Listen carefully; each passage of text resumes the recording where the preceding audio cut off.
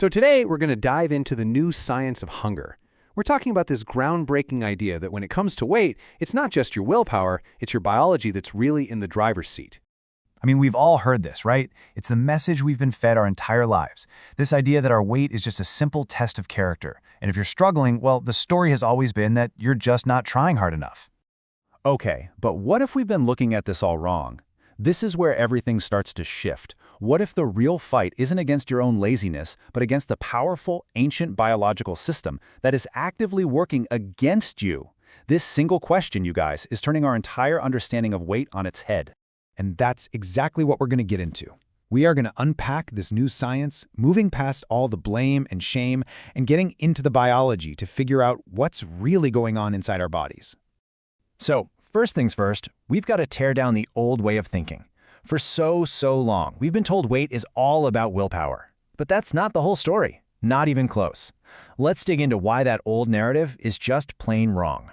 So on one side, you've got the old story, that obesity is some kind of moral failing.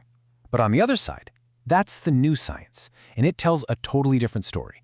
It defines obesity not as a weakness, but as a chronic neurometabolic disease. And that isn't just a fancy new term, it's a huge shift that takes this conversation out of the world of personal failure and puts it right where it belongs, in the world of medicine. And this quote right here, this really gets to the heart of it.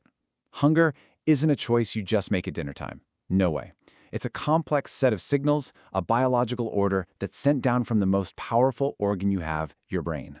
Okay, so if the brain is running the show, how does it all work? Let's get into our next section and take a look at the body's hidden control panel. So the key idea here is something called the set point theory. Just think about it like this. Your brain has a thermostat for your body weight. It has a range, a set point, that it thinks is normal for you. And if you try to lose weight and dip below that set point, your brain sounds the alarm and does everything it can to push you right back up. It's literally defending that weight. So how does the brain even know what's going on? Well, it's got this whole team of hormonal messengers reporting for duty. You've got ghrelin, which is basically the hunger hormone. It's the one screaming, "Hey, I'm hungry, feed me." And then you've got leptin, which is the fullness hormone. It's the calm voice that says, "Okay, we're good, you can stop eating now." These two are in constant conversation with your brain. Which brings us to the big question so many people have asked themselves. Why is this so hard? If you have ever been on a diet, you have felt this feeling of resistance. And let me tell you, it is not just in your head.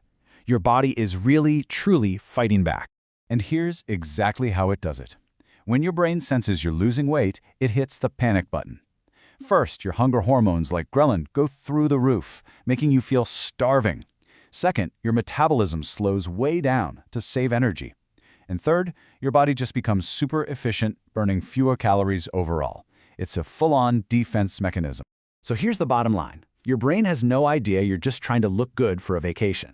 From an evolutionary point of view, losing weight fast looks like a famine. It looks like a threat to your survival. And its number one job, above all else, is to keep you alive. So that begs the question, right? If our bodies are these amazing survival machines, why is obesity such a huge problem today? Well, it all comes down to this massive mismatch between our ancient biology and the modern world we live in. This pretty much sums it up perfectly. Our bodies were programmed in a world of scarcity, where the next meal was never guaranteed. But now, we're living in a world of total abundance, and our ancient operating system is just completely overwhelmed. Yeah, our modern world is basically a minefield for our old-school biology. Things like ultra-processed foods are engineered to be so delicious, they just short-circuit our natural fullness signals. Then you throw in chronic stress and sitting around all day, and you've got the perfect storm for messing up that whole delicate communication system in our bodies. But here's where the story takes a turn for the better. This is the good news. After decades of just getting it wrong, science is finally creating solutions that actually work with our biology instead of fighting against it. And this is a major turning point. And this is the real game changer. I mean, think about it. Old diet pills were just stimulants. These new treatments are completely different. They go right to the biological source and help, well, rewire the hunger signals in the brain. So the medications making all these waves are called GLP-1 agonists. Now, GLP-1 is a hormone your gut already makes when you eat to say, "Hey, I'm full." What these drugs do is they mimic that hormone. They basically turn up the volume on your body's own fullness signal. It tells your brain you're satisfied, which helps you feel full longer and helps recalibrate that whole system.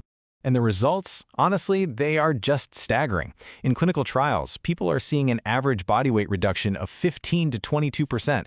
I mean, those are numbers we used to only see with major surgery. It's incredible. And this chart really just says it all. Look at the difference. On the left, that's what you get with just diet and lifestyle changes. It's something for sure, but it's often a constant battle because of that biological pushback we talked about. But on the right, that's what happens when you address the underlying biology. The results are just on a whole other level. It's wild to see how far we've come so fast. You know, back in the 90s, the only advice was willpower. Just try harder. Now, we're in this new era of GLP-1s, and this is just the beginning. We're already seeing what's next. Things like triple agonists and even more advanced therapies. The future is all about getting smarter and more personalized with this stuff. But, and this is a big but, as the science takes these huge leaps forward, our culture really needs to catch up, because treating the body is only half the battle. We also have to heal decades of stigma. This is so important. Shame is not a motivator. It doesn't work. Blaming and judging people doesn't just hurt their feelings, it actually causes physical harm. It raises stress, and it stops people from getting the medical help that could actually change their lives. Real treatment needs both the science and the compassion. And so we land here. And what might be the single most powerful idea to take away from all of this? It's time to completely reframe how we think about our own bodies. Your hunger isn't a character flaw. It's not a weakness. It's a biological signal. And finally, understanding that signal, well, that's the real first step to healing.